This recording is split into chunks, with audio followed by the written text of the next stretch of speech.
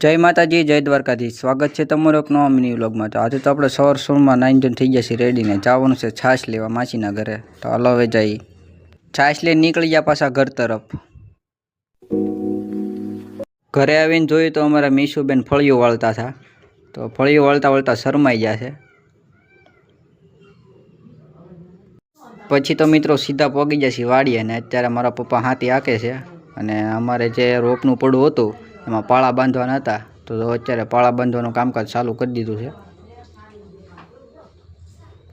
વાગી જતા 10:30 એટલે જો અત્યારે આપણે સાની કીટલી અને નાસ્તો લઈને નીકળી ગયા છે. પાછા બધા કામ કરતા હતા તો એ બધું જાય છે. હવે ચા પીને પછી પાનું ઢાળીએ ભૂલાઈ ગયું. તો અત્યારે આપણે પાનું લેવા જતા ઢાળીએ. પાનું લઈને પછી આપણે તો અત્યારે હાથી ફિટ કરી દીધું છે અને અત્યારે હાંકવાનું પણ ચાલુ કરી દીધું છે. તો જો આવું કંઈક છે અમારે માંડવીને તુર. હાથી હાંકી એકીને લાગી જતી ભૂખ એટલે આવી જશે જમવા.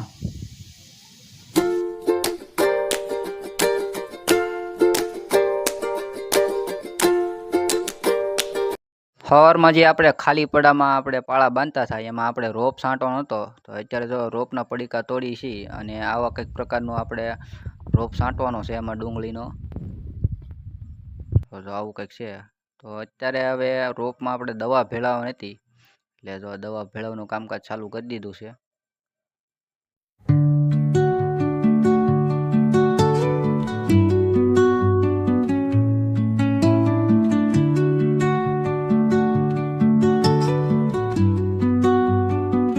પછી તો આપણે બધા પાટિયામાં રોપ સટાઈ ગયો હતો એટલે જો અત્યારે ખાતર વેરવાનું કામકાજ ચાલુ કર્યું છે. આવી જેથી ફૂલ લાઈટ આરવાર જો આપણે પાણી પણ રોપમાં ચાલુ કરી દીધું છે.